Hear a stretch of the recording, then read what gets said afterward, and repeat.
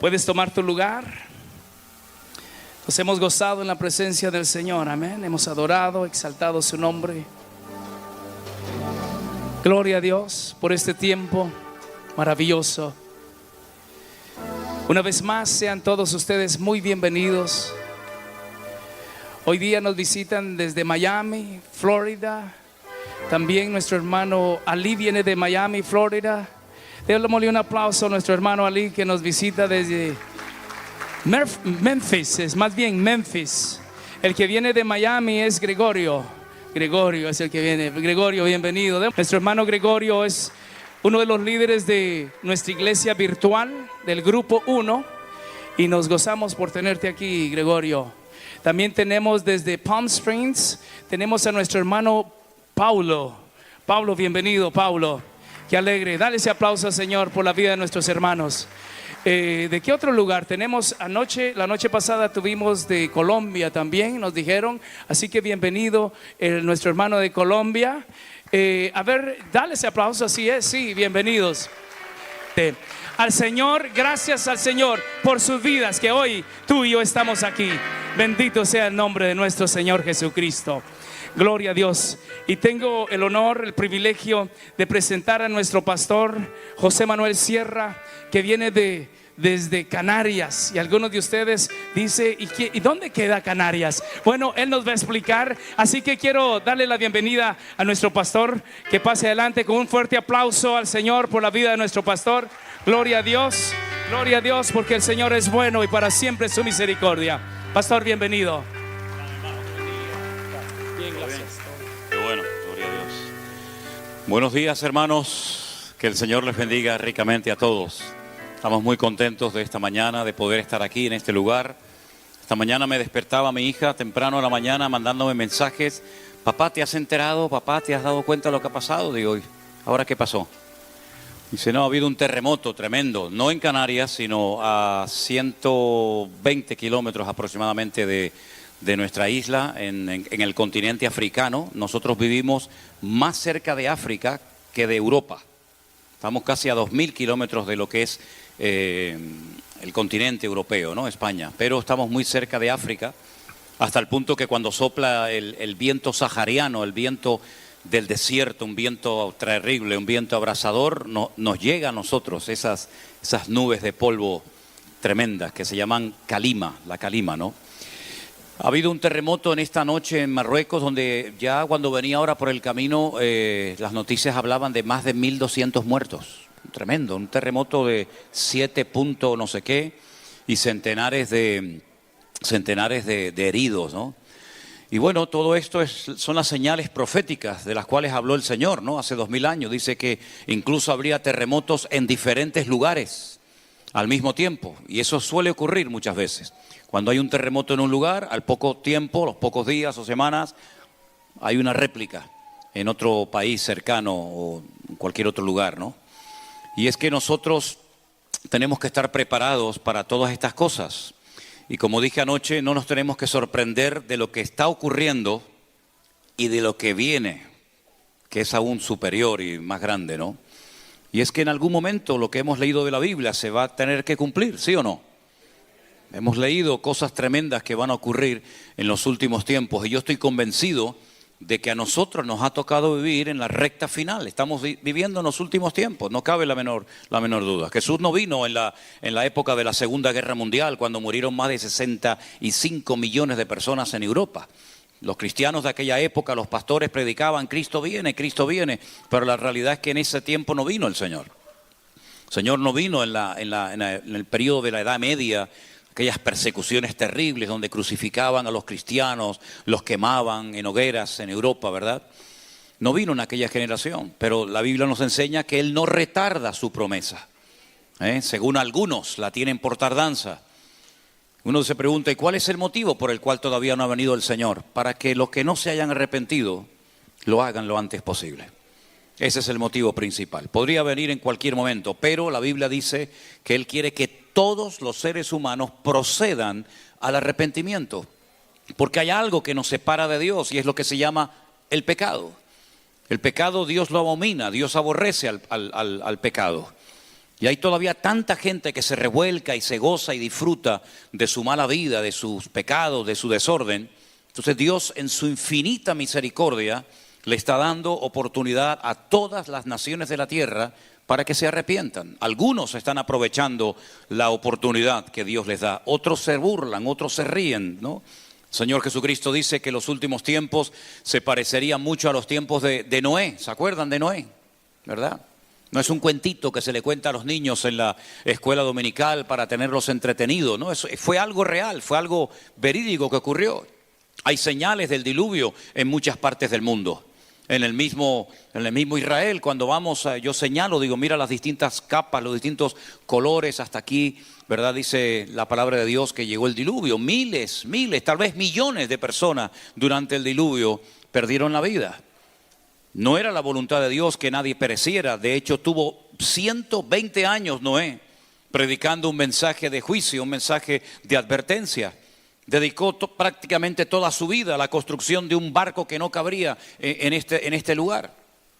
Pero dice la Biblia que solamente 8 personas se salvaron.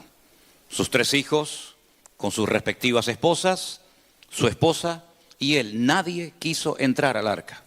Me imagino que se reirían de Noé, ¿no? Diría, este hombre está loco, está construyendo un barco enorme, gigantesco, no cerca del mar o cerca de un río, sino tierra adentro.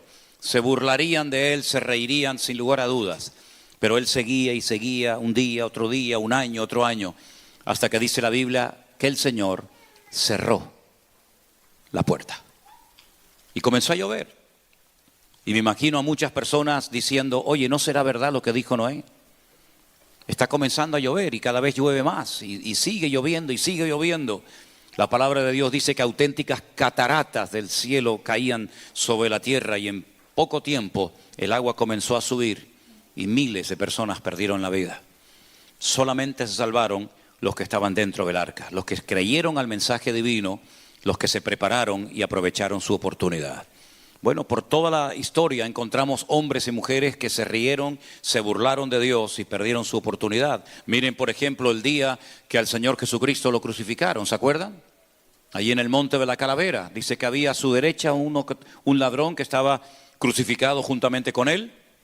A su lado izquierdo había otro. Uno se burlaba, uno se reía, uno se metía con el maestro y le decía, si eres tan poderoso, sálvate a ti mismo y a nosotros también. Sin embargo, el otro se le queda mirando y le dice, ¿no tienes temor de Dios ni siquiera estando a punto de morir? Nosotros estamos padeciendo justamente porque nos merecemos este castigo. Pero qué mal hizo este hombre.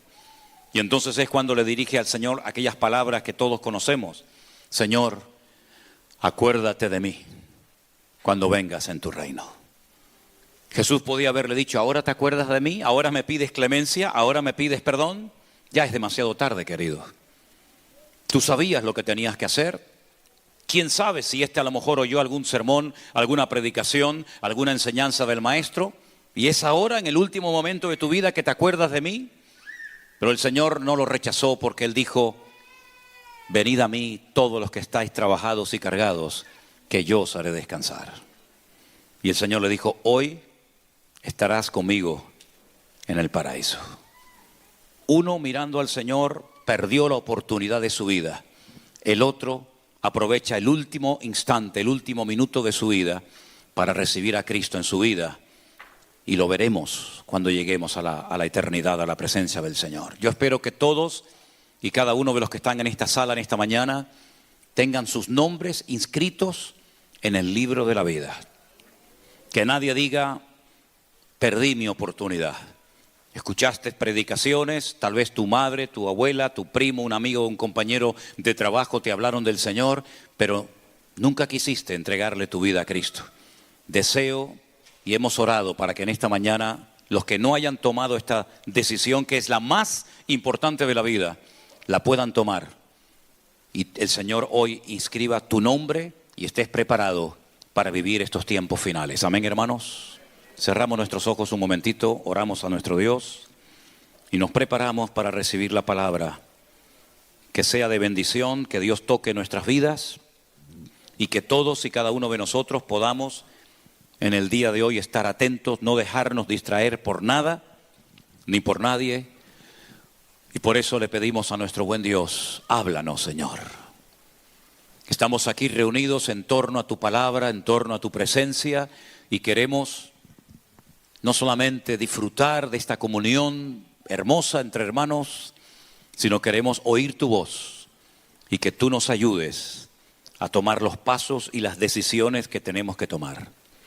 Háblanos, Señor, una vez más, a través de tu hermosa y poderosa palabra, en el nombre de Jesús. Amén y amén. Los que estuvieron ayer por la noche aquí en este mismo salón, saben que el Señor puso en mi corazón que les hablara acerca de un personaje llamado en hebreo Yivó, o Ivó, pero que nosotros lo conocemos con el nombre de Job. Es el libro más antiguo de la Biblia. Un personaje que, como decía anoche, solamente repasamos un poquito, se acostó rico y se levantó pobre. Se acostó sano y se levantó enfermo. Y en cuestión de pocos días perdió los 10 hijos que tenía, 7 varones y 3 hembras. Lo perdió absolutamente todo. La realidad del mundo espiritual en la vida de Job y en el libro de Job es realmente extraordinaria. Probablemente Job no entendía nada. De hecho, él tenía 3 amigos que vinieron de lejanas tierras para consolarlo, para animarlo, pero fue todo lo contrario. Aunque estuvieron una semana sin poder pronunciar ni una sola palabra, viendo la tristeza, viendo el dolor, viendo el sufrimiento de Job, dice que no pudieron hablar nada durante una semana. Finalmente se atreven a hablarle y todos comienzan a decir, si fueras tan bueno, no te estaría pasando lo que te está pasando. Seguramente hay algún desorden, algún pecado oculto en tu vida y esta es la retribución, este es el castigo, el juicio de Dios sobre tu vida. Personas que no supieron leer las circunstancias. Los 3 se equivocaron, juzgaron injustamente a Job. Job no había pecado, Job no estaba en desobediencia, en rebeldía, sino que Job estaba siendo tratado por Dios y era un período transitorio en el cual Dios le estaba tratando de mostrar a Satanás con hechos, ¿verdad? Con una evidencia fuera de toda duda, que cuando el Señor dijo no hay otro como Él en toda la tierra, Dios no se había equivocado. Sin embargo, sus amigos no hacían más que condenarlo, culparlo, algo habrás hecho, hay algún pecado oculto en tu vida, tú eres una persona llena de apariencia, pero en el fondo eres una persona completamente diferente. Todos se equivocaron. Y yo creo que una de las peores desgracias que le puede ocurrir a los creyentes, a la iglesia hoy en día, es no saber leer, no saber discernir, interpretar lo que está ocurriendo. De hecho, el apóstol Pablo dice en 1 Corintios que el hombre natural, es decir, el que no ha nacido de nuevo, el que no conoce a Dios, el que no lee su palabra ni la escudriña, dice que para él las cosas de Dios son locura. No las puede entender, no les da ninguna importancia. Sin embargo, el hombre que ha nacido de nuevo, el hombre cuyo corazón tiene al Espíritu Santo morando con él y ora y tiene comunión con el Señor, dice que discierne todas las cosas. Y eso es lo que necesitamos urgentemente los cristianos en este tiempo en el que vivimos. Discernimiento espiritual, para no quejarnos, para no lamentarnos, para no pensar o creer por un instante que el Señor nos está tratando injustamente, sino para saber lo que está sucediendo y tener el consuelo de las Escrituras y poder estar firmes y constantes creciendo en la obra del Señor siempre. Y no dejar que nada ni nadie robe nuestra fe, que nada ni nadie nos tambalee, nos sacuda de tal manera que al final terminemos echándole la culpa a Dios o vete tú a saber a quién de lo que nos está sucediendo. Job es una persona con un discernimiento espiritual tremenda. Y yo quiero basar el mensaje de hoy en unas palabras que Job dijo cuando estaba pasando el peor momento de su vida. Cuando recién acababa de enterrar a sus 10 hijos. Cuando perdió el apoyo de su esposa, la cual le dijo, maldice a Dios y muérete de una vez. Cuando lo perdió absolutamente todo, miles y miles de animales, criados, amigos, todo. Él dijo estas palabras, yo salí desnudo del vientre de mi madre y desnudo volveré allá. Dios dio y Dios quitó. Sea el nombre del Señor bendito. ¿Cuántos dicen un fuerte amén? Eso es lo que dijo Job. Y sobre esas palabras, con una profundidad tremenda, vamos a compartir en esta mañana la palabra. Dios dio y Dios quitó. Su esposa supuestamente era creyente y fiel a Dios mientras Dios les bendecía, mientras Dios los prosperaba, mientras Dios les daba. Ella era la más fiel creyente del mundo. Pero en el momento en el que se dio la vuelta la vida de Job y comienza progresivamente a perderlo todo, incluso hasta la propia salud, ella no entiende que ese Dios que los ha bendecido durante tantos años, que los ha convertido en la gente más rica y poderosa del mundo, que lo pierdan todo. Y es entonces cuando ella se rebela contra Dios. A ella le molesta ver a su marido con esa integridad, con esa entereza, con esa confianza y fe en el Señor. Y es cuando le dice lo que recién os acabo de decir: maldice a Dios, muérete ya de una vez. Y es entonces cuando él dice: Dios nos dio y ahora es el momento que Dios nos quita por el motivo que no entendemos ciertas y determinadas cosas, pero yo igualmente voy a seguir bendiciendo y alabando el nombre de mi Dios. Sobre ese texto, vamos a ver en qué momentos de nuestra vida Dios nos puede quitar algo y por qué lo hace. Pensemos en la vida del patriarca Abraham. En el capítulo 12 del libro del Génesis, la palabra de Dios dice así: pero Dios le había dicho a Abraham: vete de tu tierra y de tu parentela y de la casa de tu padre a la tierra que yo te mostraré. Haré de ti una gran nación, te bendeciré y engrandeceré tu nombre y serás de bendición. Yo bendeciré a todos los que te bendigan y maldeciré a todos los que te maldigan, y en ti serán benditas todas las familias de la tierra. Ahora, Abraham vivía en un lugar llamado Ur de los Caldeos, muy cerca del Golfo Pérsico. Y es allí donde él, no sus hermanos, de los cuales vamos a hablar ahora, no su padre, él es el que recibe un llamado de Dios.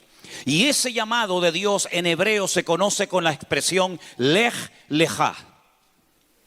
Cuando tú vas a estudiar en hebreo esa porción, ese trozo de la escritura se conoce como Lej Lejá, que la traducción literal de esa expresión sería sal para ti mismo. Es una expresión un poco extraña traducirla literalmente al castellano, al español, y por eso dice en la Biblia: vete de tu tierra. Pero realmente Dios le dice: vete para ti mismo. En otras palabras, si tú eres capaz de romper con todo lo que te ata en este país, si eres capaz de dejar atrás padre, madre, amigos, religión, cultura, tierra y todo, vas a hacer una tremenda bendición a todas las naciones de la tierra. Es decir, aunque parezca duro lo que Dios le está pidiendo a Abraham, le está haciendo un favor, porque hay bendiciones que estaban reservadas para él siempre y cuando él estuviera dispuesto a pagar el precio. Las bendiciones están allí. El país que te voy a regalar está allí, se llama Canaán. Ese país recibe varios nombres en la Biblia: Canaán, la tierra que fluye leche y miel, Israel, etcétera, etcétera. Pero mientras tú no salgas de tu confort, mientras tú no salgas de tu estabilidad, esas bendiciones no las vas a conseguir, no las vas a alcanzar, porque tú eres el que tienes que ir a buscarlas donde Dios quiere que vayas a buscarlas. Ahora, nosotros cuando leemos el llamado de Abraham, cometemos, yo creo que la equivocación de arrancar desde el capítulo 12, verso 1. Pero realmente, para poder entender esto, hay que ir unos versículos antes. Y quiero que presten atención a estos versículos del capítulo 11 de Génesis, donde dice lo siguiente: murió Harán antes que su padre Taré murió en la tierra de su nacimiento, en Ur de los Caldeos. Quédense con este detalle, con este dato. Yo creo que ustedes pueden recordar esta información que les voy a dar. El padre se llamaba Taré, dígalo conmigo, Taré. Tenía 3 hijos, el más conocido, Abraham. El segundo era Aram y el tercero era Nacor. Un padre y 3 hijos. Uno de sus hijos, llamado Aram, muere en Ur de los Caldeos. Y dice la Biblia en el versículo 29 que tomaron a Abraham y Nacor, ya el otro había muerto, mujeres. El nombre de la mujer de Abraham era Sarai y el nombre de la mujer de Nacor, Milca, que era hija de Harán. Tomó Taré a Abraham su hijo y a Lot, el hijo de Harán, el hijo de su hijo, y a Sarai su nuera, mujer de Abraham su hijo, y salieron con ellos de Ur de los Caldeos para ir a la tierra de Canaán. Ese era el objetivo. Salimos de aquí, dejamos nuestras propiedades, dejamos nuestra casa para ir a otro país que se llama la tierra de Canaán. Esa era la meta, ese era el objetivo.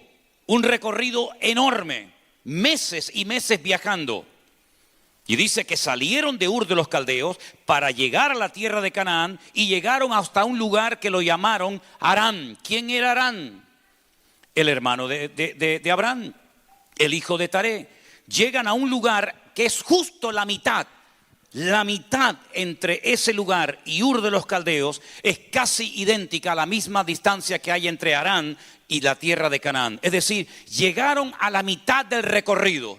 Supongamos que tenían que recorrer, por poner una cifra, 3.000 kilómetros. Cuando llegaron a una parada y había como 1.500 kilómetros, se detuvieron. Y en ese lugar donde se detienen, donde echan raíces, donde se olvidan del objetivo de ir a Canaán, el padre lo llama Haram o Harán, exactamente el mismo nombre del hijo que él había enterrado en Ur de los Caldeos.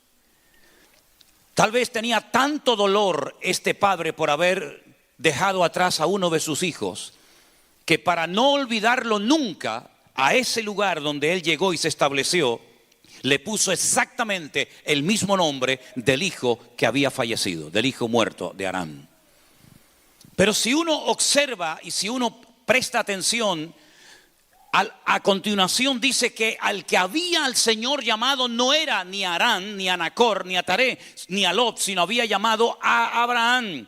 Dios le había dicho a Abraham: sal de tu tierra y de tu parentela y de la casa de tu padre a la tierra que yo te mostraré. Las promesas no son para toda la familia, las promesas son para él y su descendencia. ¿Por qué se detuvo Abraham en Harán? Nadie lo sabe. Lo que está bien claro es que se quedó a mitad de camino, como lamentablemente hoy en día muchos creyentes se quedan a mitad de camino. Empezaron bien, con mucho ánimo, con mucho fervor.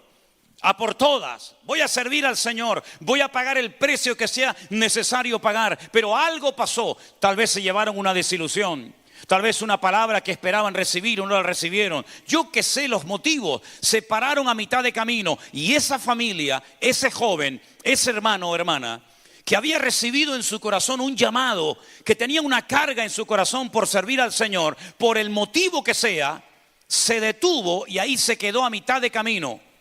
Ni avanza ni retrocede, sino que se quedó estancado en su desarrollo y en su crecimiento espiritual. Eso es lo que la Biblia llama en el libro del Apocalipsis los cristianos o las iglesias tibias, que no son ni fríos ni calientes, sino tibios.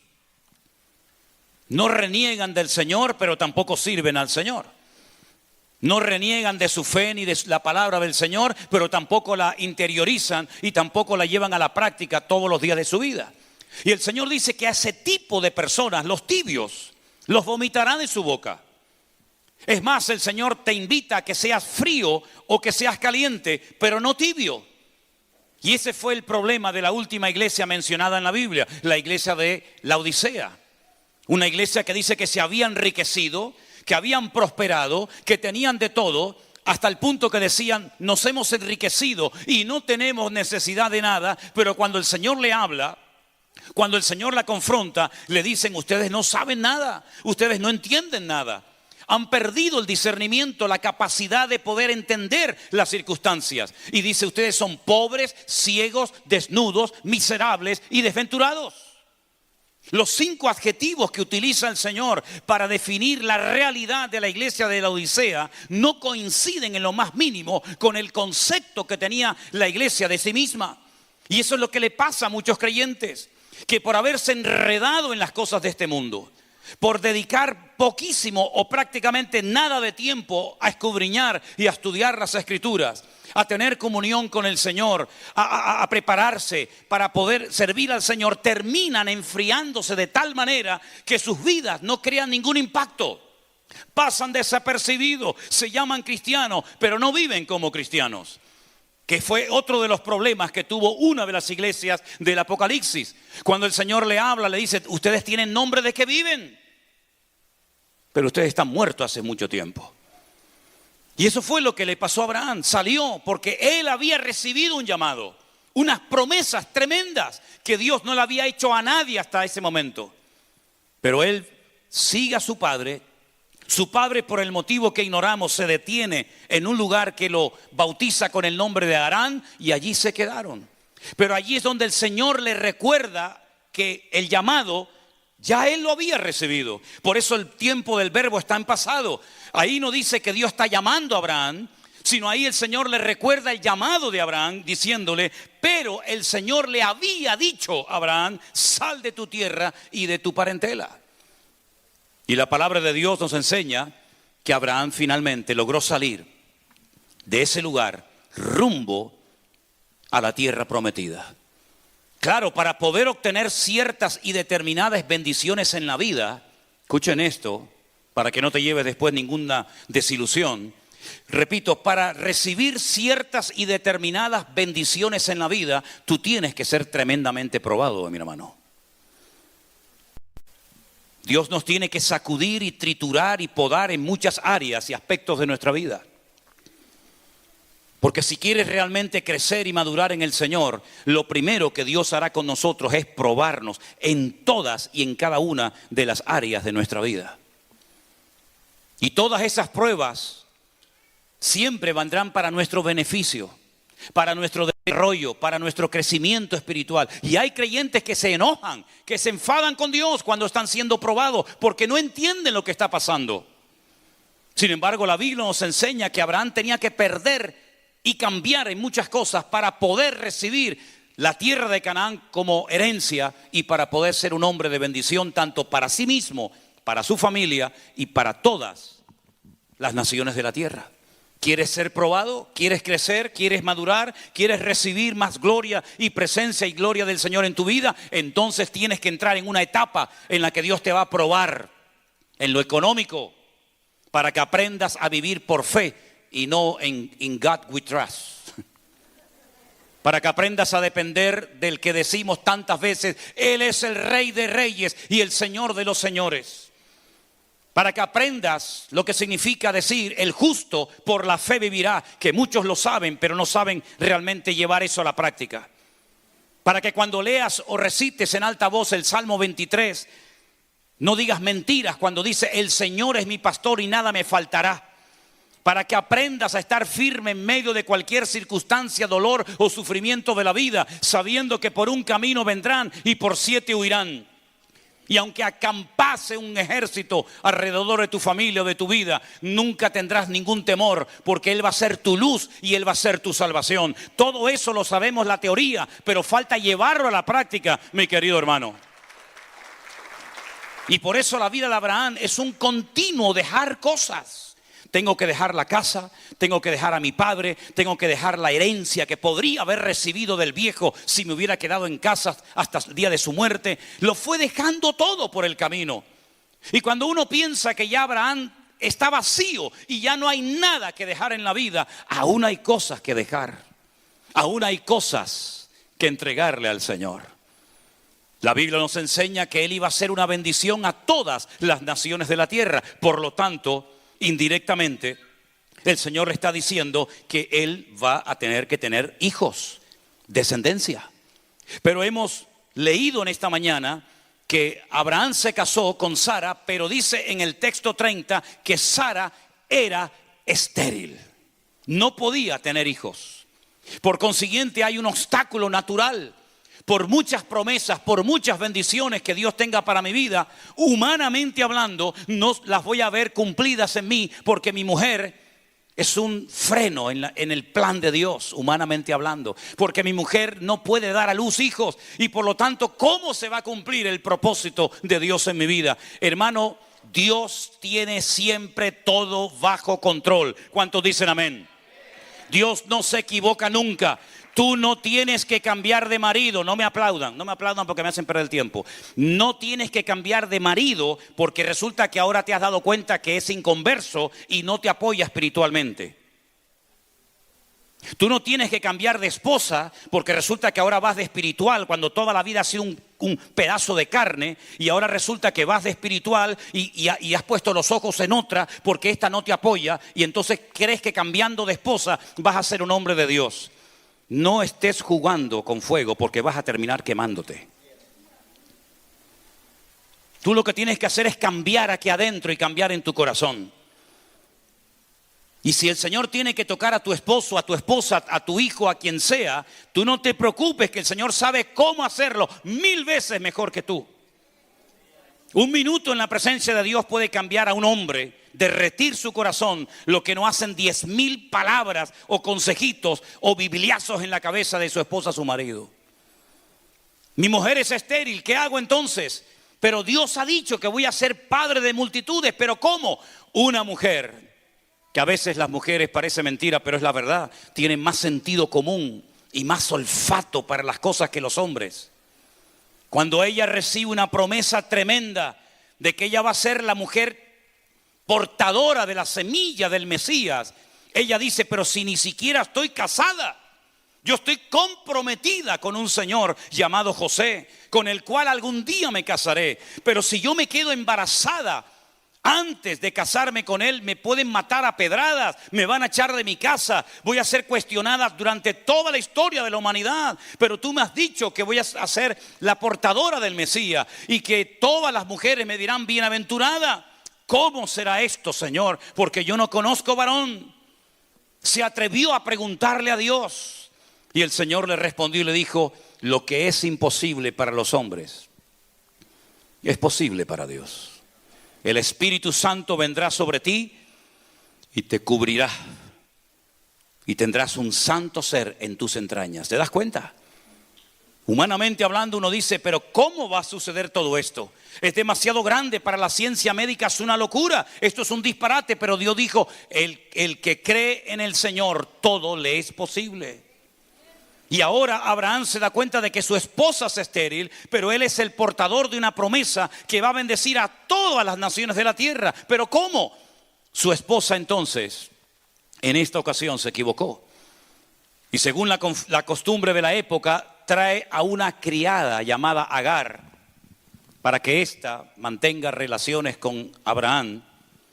Y Abraham, que era un hombre muy obediente, le dijo a su esposa: sí, señora, lo que tú digas. Y la criada Agar, que era de Egipto, él se fue de Egipto, pero Egipto se le metió en la casa.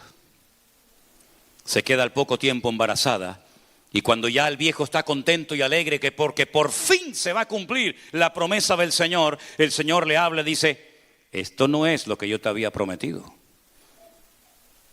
Yo no me muevo de esa manera.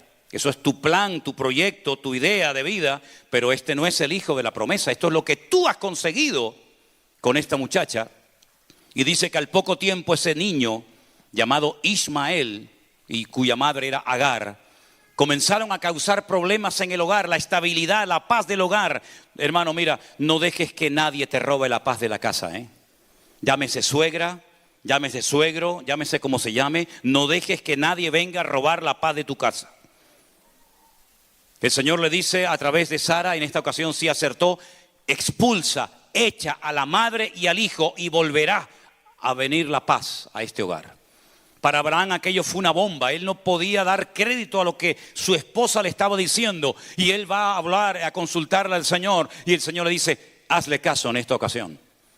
Y dice que expulsó a su hijo de 13 años con un pequeño recipiente de agua y lo manda al desierto. Humanamente hablando, iba a morir tanto el niño como su madre, pero el Señor tenía un plan también para Ismael. Y el Señor lo protegió y lo cuidó hasta el día de hoy. Y entonces el Señor le dice: yo te prometí un hijo con tu legítima esposa. Y ese hijo fue, como bien saben ustedes, Isaac.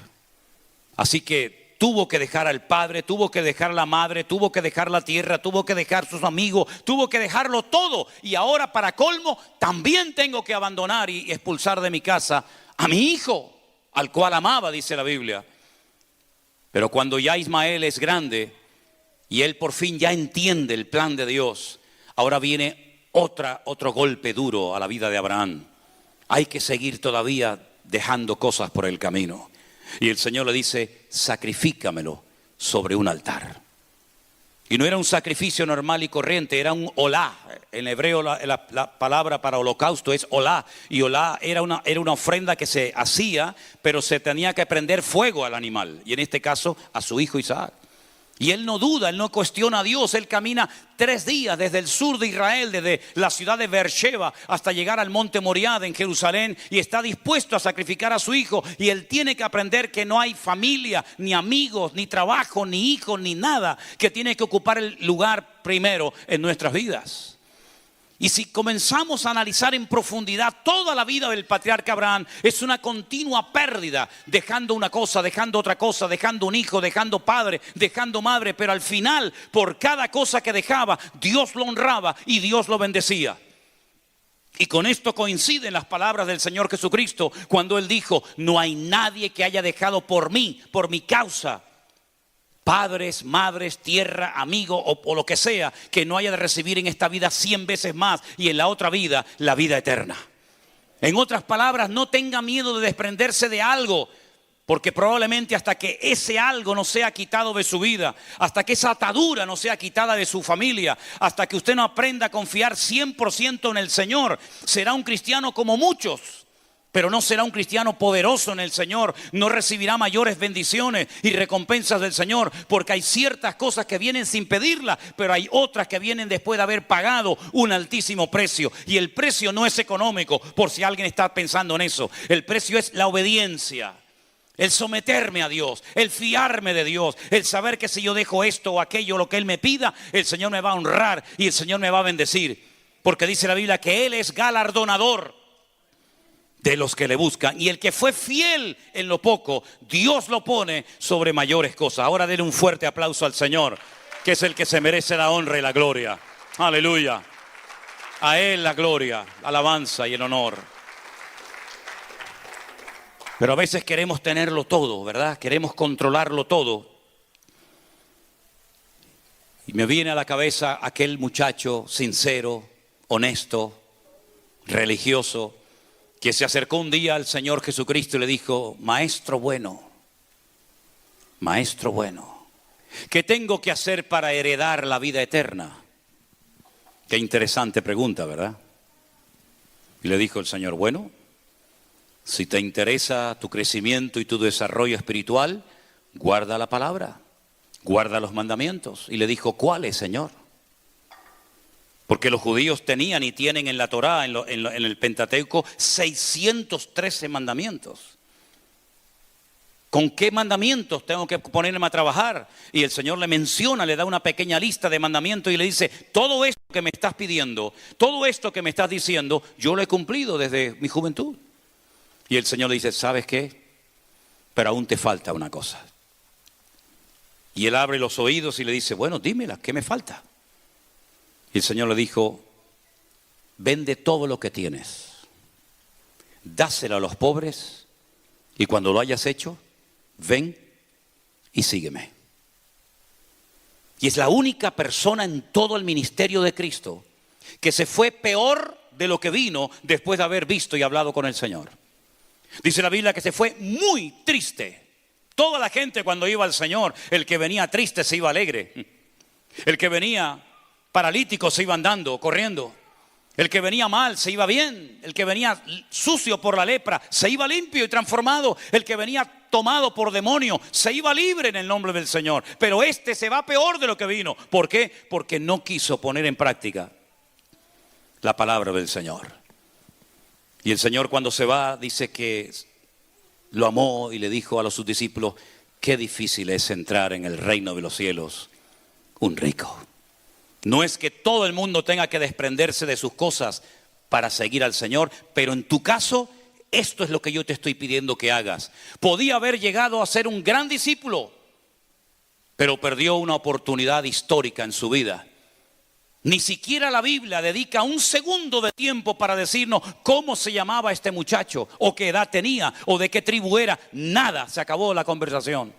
Dice la Biblia que solamente los valientes son los que van a heredar el reino de Dios, y los cobardes no tienen lugar ni cabida en el reino del Señor. ¿Usted quiere ser un cobarde, un gallina, o quiere ser un valiente? Yo he conocido a mucha gente que ha sido muy valiente para tomar y probar todo tipo de drogas y de sustancias.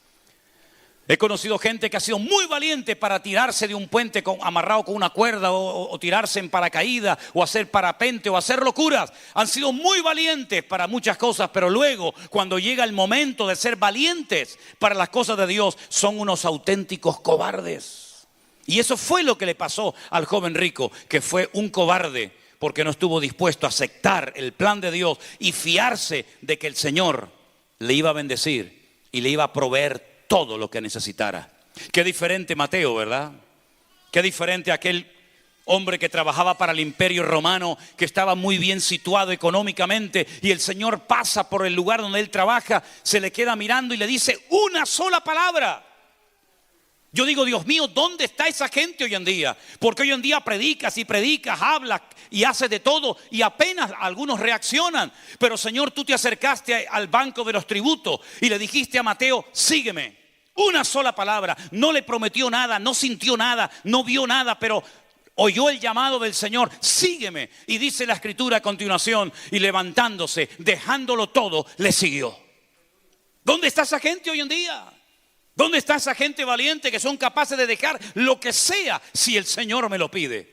No guiados por impulsos o emociones o sentimientos, sino personas que se fían de Dios y le dicen: yo creo a Dios, yo le creo a mi Dios, y sé que si en el mundo no pasé hambre, en Cristo el Señor, que es mi pan de vida, suplirá todas y cada una de mis necesidades. No le temen a nada ni a nadie, pero lamentablemente ese tipo de creyentes escasean hoy en día, en todas partes donde vayas, da igual, América, Europa, África, donde sea.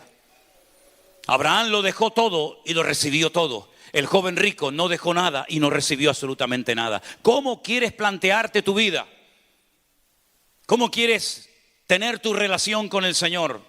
Fiándote de tu propia prudencia. Dice la Biblia: no lo hagas porque no te va a salir bien la fórmula. Dice la Biblia: no te apoyes en tu propia prudencia, reconócelo en todos tus caminos y Él enderezará tus veredas. Fíate del Señor de todo tu corazón. En otras palabras, Dios hoy nos desafía a nosotros. Hoy el Señor busca hombres y mujeres, familias enteras, que estén dispuestas a honrar y a servir al Señor al precio que haga falta. Pero hay una escasez, una crisis, diríamos, de vocaciones tremenda. Nosotros en el mes de marzo del próximo año, allí en España, en la ciudad de Alicante, vamos a llevar a cabo un congreso que ya sería el tercero de la iglesia virtual para todo lo que es el grupo número 3, Europa. Aunque hay hermanos también que vienen de Estados Unidos, de Chile y de otros países, ¿verdad? Y es interesante notar que el lugar que hemos reservado para el próximo año es una propiedad inmensa.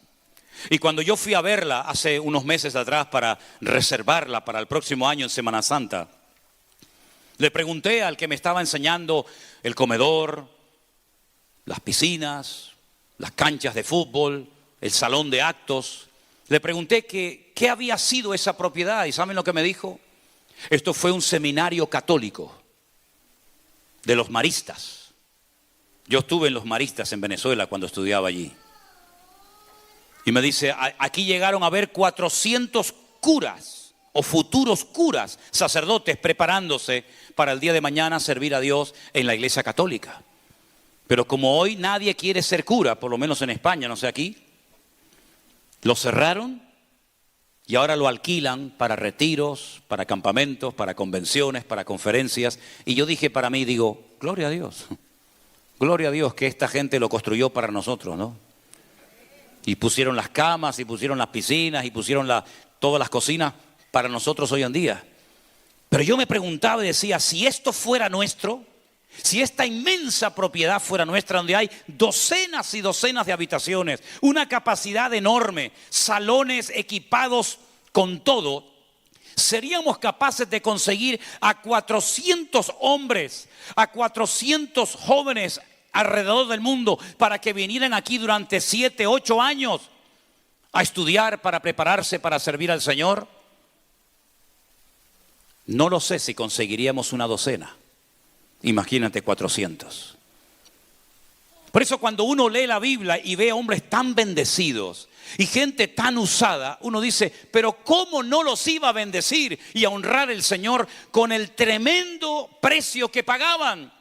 Imagínate, ponte en la vida de Job, ponte en la vida de Abraham, ponte en la vida de Jacob, ponte en la vida de Daniel, ponte en la vida de José. Hombres que pagaron un precio elevadísimo.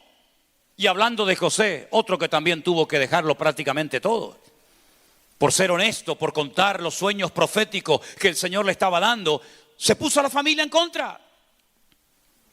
No sé si hay alguien aquí, pero me imagino que como mínimo tendrá que haber uno que el día que te convertiste, le entregaste tu vida al Señor, comenzaste a leer la palabra de Dios y comenzaste a tomarte en serio tu comunión con el Señor. Seguro que alguno en esta mañana aquí puede decir, pues yo tuve también casi la misma experiencia. Miembros de mi familia se pusieron en contra y me dijeron que me había vuelto loco. ¿Hay alguien aquí así? Claro, yo sé que aquí en América tienen un nivel espiritual, ustedes, elevadísimo. Eso solamente nos pasa a nosotros allí en Europa, ¿no? Pero ¿te das cuenta? Por contar la verdad, por abrir su corazón. Cuidado a quien le abras tu corazón y a quien le cuentes tus cosas, porque no todo el mundo es digno de oírlas ni de recibirlas.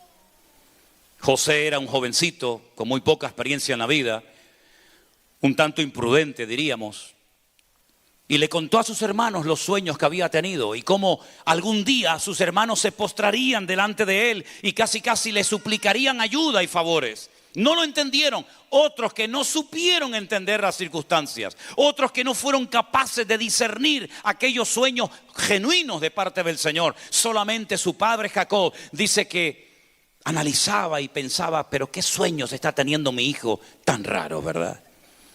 Y pasaron los años y él lo perdió prácticamente todo, el crédito de sus hermanos. Sus hermanos realmente en el fondo, más que venderlo, lo que querían realmente, ustedes saben, era matarlo.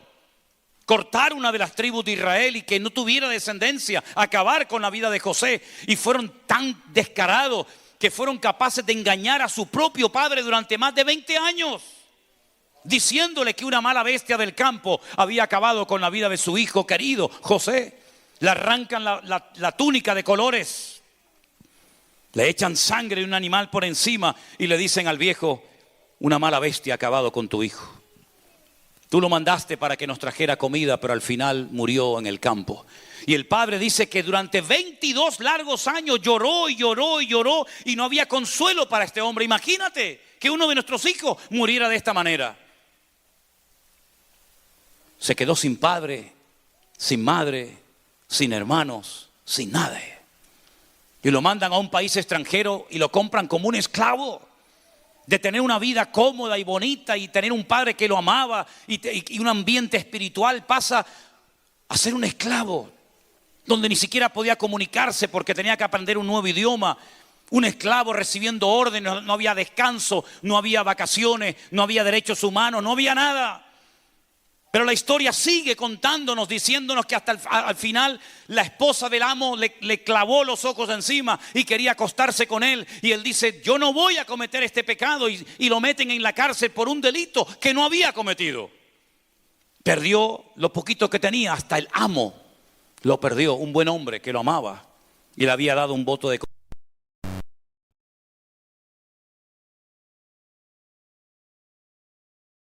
estaba con José. ¿Cuántos dicen amén?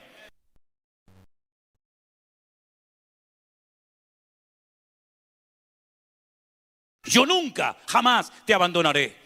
Te has quedado sin padres, sin madres, sin hermanos, sin amos, sin nadie. Pero el Señor estaba con José. Y eso es lo que tenemos que tener siempre presente en nuestra vida. Que en nuestra vida todo nos va a fallar. Y podemos enterrar hijos, podemos enterrar madre, podemos enterrar padre, podemos salir heridos de cualquier ambiente o lugar o iglesia. Pero el Señor siempre, siempre estará a nuestro lado. Porque es la promesa del Señor. Yo estaré con ustedes, con vosotros todos los días, hasta el fin del mundo. Y al final, cuando sus hermanos tienen que venir a Egipto a buscar comida, a suplicar un poco de grano, y él reconoce a sus hermanos, pero parece mentira, sus hermanos no lo reconocen a él. La Biblia nos enseña que él se tiene que ir a una habitación aparte a llorar, porque su corazón no era un callo, su corazón no era una piedra, su corazón seguía siendo de carne. Y finalmente dice que echó de la sala a todos los criados y dice que se da a conocer a sus hermanos, y sus hermanos tiemblan de miedo porque piensan que ahora viene la venganza, ahora Él es el Señor, ahora Él puede cortarnos la cabeza. Y Él les dice: no teman, queridos hermanos míos, no fueron ustedes los que me mandaron acá, fue mi Dios, el que usando tus celos y tus envidias me trajo a este lugar. Y dice que se echó sobre el cuello de cada uno de ellos y lloraron y gritaron de emoción y de gozo. Y dice: id y decirle a mi padre que yo estoy vivo. ¿Qué encuentro tuvo que hacer aquel, verdad? Cuando estos desgraciados tuvieron que decirle al viejo: papá, perdónanos, te hemos engañado durante 20 años. José no lo mató ningún animal. Fuimos nosotros los que lo vendimos como esclavo para Egipto. Y allí va el padre, ¿verdad? Con dolor en su alma, hasta el punto que cuando el faraón lo ve tan mayor le dice: pero ¿cuántos años tienes tú? Y Jacob se queda mirando al faraón y le dice: tengo pocos años y malos. Porque fue un hombre que peleó desde el vientre de su madre y toda su vida fue una pelea constante. Dice: tengo 147 años. Y le dijo al faraón: tengo pocos y malos. ¿Qué te parece? Una persona que fue perdiendo y perdiendo y perdiendo todo en el camino. Pero hay alguien, queridos hermanos, que también perdió.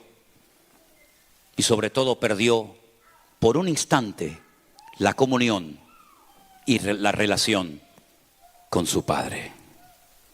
Dice la Biblia en la carta de Pablo a los Filipenses, presten atención por favor en esta mañana, algo tremendo que se conoce en griego como kenosis. La palabra kenosis es vaciarse, despojarse, desprenderse absolutamente de todo.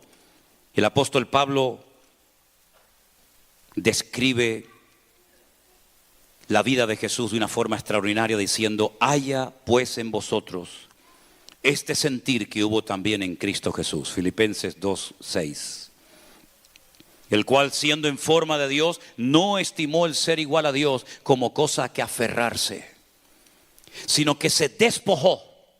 Una versión más antigua de la Biblia, la de 1909, dice: se anonadó, se hizo nada. Aquí dice: se despojó a sí mismo, tomando forma de siervo, hecho semejante a los hombres. Y estando en la condición de hombre, se humilló a sí mismo, haciéndose obediente hasta la muerte y muerte de cruz. Fíjate todo lo que fue perdiendo el Hijo de Dios por el camino. Tuvo que dejar la gloria, la eternidad, al Padre, todo eso para venir a este mundo a dar su vida por nosotros. Pero ¿cuál es la recompensa del Padre al Hijo? Por lo cual Dios le exaltó hasta lo sumo y le dio un nombre que es sobre todo nombre, para que en el nombre de Jesús se doble toda rodilla de los que están en los cielos, en la tierra y aún debajo de la tierra, y toda lengua confiese que Jesucristo es el Señor, para gloria de Dios el Padre. Nunca nadie que se ha atrevido a jugársela por el Señor, a dejar algo por el amor a Dios y su obra y su palabra, ha perdido, sino más bien todo lo contrario. Por eso para ganar hay que perder. Hasta que no pierdas, hasta que no aprendas a depender única y exclusivamente del Señor, difícilmente tu vida pegará un crecimiento y un desarrollo espiritual tremendo en tu vida. Tenemos la mala costumbre de creer que por lo que tenemos ya podemos vivir tranquilos y seguros. Y yo recuerdo las palabras de nuestro Señor Jesucristo cuando dijo: necio, ¿de qué sirve que hayas ensanchado tus graneros y que te haya sonreído la vida y seas un hombre rico y próspero, si esta noche vienen a buscar tu alma? ¿Para quién va a ser todo esto? ¿Qué razón tenía Job cuando dijo: desnudo salí del vientre de mi madre y desnudo voy para allá? Porque el Señor me da cuando quiere y me quita cuando quiere, pero igualmente yo voy a seguir bendiciendo el nombre de mi Dios. Esa es la actitud que necesitamos hoy en día, mis queridos hermanos. Ese es el tipo de iglesia que yo quiero que seamos. Una iglesia que le crea a Dios. Una iglesia que esté dispuesta a llorar si hace falta llorar. Una iglesia que esté dispuesta a sufrir si hace falta que suframos. Una iglesia que no se achique ante los problemas y circunstancias de la vida, por muy adversos o duros que sean. Porque dice la Biblia, y voy terminando, que a medianoche hay un momento en el que hay oscuridad total. Y en ese momento, cuando el Señor Jesucristo desde la montaña alrededor del mar de Genezaret observó a sus discípulos, dice: a medianoche, cuando no se veía nada, cuando la tormenta arreciaba, cuando las olas eran terribles, cuando el viento era contrario y él veía que no podían llegar a la otra orilla, en ese momento el más duro, el más terrible, el más feo, fue cuando el Señor se presenta a ellos caminando por encima de las aguas y les dice: no temas, no teman, yo estoy aquí con todos y con cada uno de ustedes. ¿Estás navegando con el viento en contra? ¿Hay tinieblas y olas terribles en tu familia, en tu vida? El príncipe de paz está esta mañana con nosotros en este lugar. Y ha venido a poner paz y orden en tu casa para que tú seas una persona que le crea a Dios y que esté dispuesta a pagar el precio que sea necesario, sabiendo que mi Dios nunca me va a abandonar. ¿Cuántos dicen amén? Cierra tus ojos, por favor, ahí donde estás. Hay etapas en la vida en las que Dios da. Y hay momentos y etapas en la vida en las que Dios quita. Pero es el mismo Dios. No son dos dioses peleados entre sí. No es que a uno le gusta dar y a otro le gusta quitar. No. Dios sabe cómo tratarnos. Dios sabe lo que necesita tu vida en esta mañana. Algunos necesitan hoy recibir algo de parte del cielo. A otros tal vez el Señor tiene que quitarles algo. Pero sea como sea, cierra tus ojos y dile al Señor: Señor, haz en mí tu voluntad. Haz en mí tu voluntad. Corta todas las amarras, corta toda atadura, cualquier costumbre, cualquier actitud de mi vida que está impidiendo mi crecimiento y mi desarrollo espiritual. Yo quiero que en esta mañana, si hay alguien aquí entre nosotros que quiere poner en orden su vida, que quiere ir a por todas en el nombre del Señor, te atrevas a ponerte de pie, pasar aquí delante y juntos oraremos a nuestro buen Dios para que Él haga en nuestra vida lo que Él quiera y como Él quiera. Dios nunca te va a dar lo que tú no necesitas. El Señor siempre vendrá a tu vida con algo que Él sabe que tú necesitas dejar o recibir.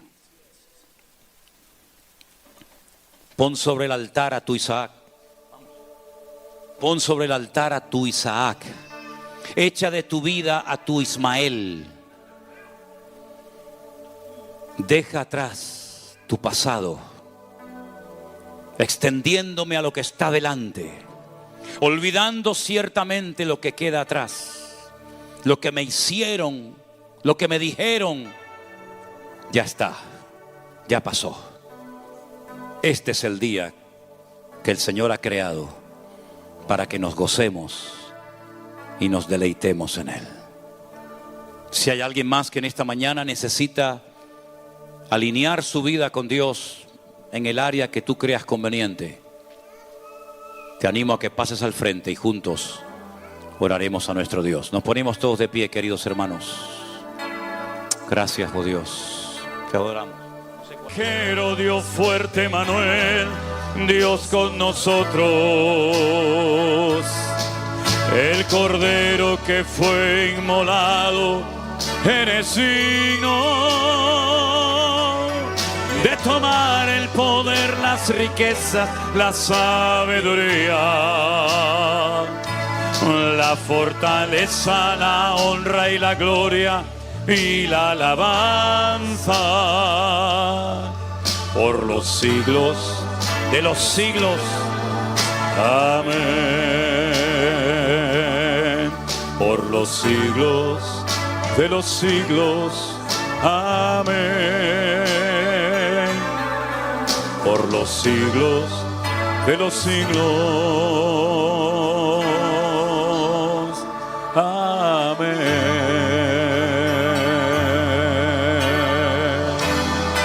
Aleluya. Gracias, Jesús. Gracias, Señor Jesús. Ustedes que han pasado al frente en esta mañana, Dios sabe el motivo. Yo les voy a pedir que en esta mañana tú te presentes sinceramente delante de la presencia del Señor, sin ocultar nada, sin estar echándole en cara nada a Dios, sin estar haciendo preguntas, ¿por qué esto? ¿Por qué aquello? No, no es el momento de eso. Es el momento de renunciar, es el momento de morir a uno mismo. Es el momento, como decía, de lej leja, sal, sal. Abraham tuvo que salir de Ur de los Caldeos. Pedro tuvo que salir detrás de sus redes y de sus barcas. Elías tuvo que salir de aquella cueva. Pablo tuvo que salir detrás de aquella religión que lo había convertido en un esclavo y en un fanático. Todos y cada uno de nosotros tenemos que salir de algo para poder recibir la herencia que el Señor tiene dispuesta y preparada para cada uno de nosotros. Pero no tengan miedo. Hay que salir del desierto para poder tomar posesión de la tierra. Mientras estemos en el desierto dando vueltas y vueltas, no vas a tomar posesión de la tierra. O estás en el desierto o estás en Canaán. O estás en Canaán o estás en el desierto. No puedes estar en dos partes al mismo tiempo. No puedes estar con tu corazón herido y al mismo tiempo querer honrar y servir al Señor, porque no funciona así.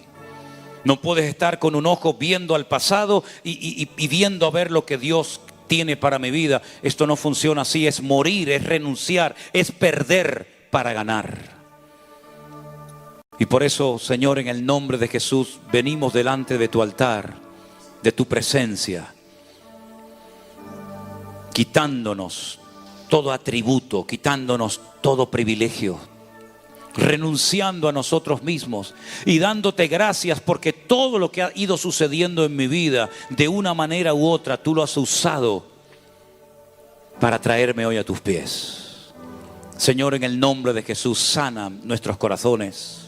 Transforma nuestras vidas, restáuranos, Señor, completamente, y que podamos decir: las cosas viejas pasaron y aquí todo es hecho nuevo. Señor, ayúdanos a salir del desierto, de la mediocridad, de la religiosidad y adentrarnos en ese mundo contigo, Señor, de gloria en gloria, de victoria en victoria, de bendición en bendición. Mirándote y siguiéndote solamente a ti, mi Dios, sabiendo que tú vas a honrar a los que te honran y sabiendo que tú tienes lo mejor para mi vida.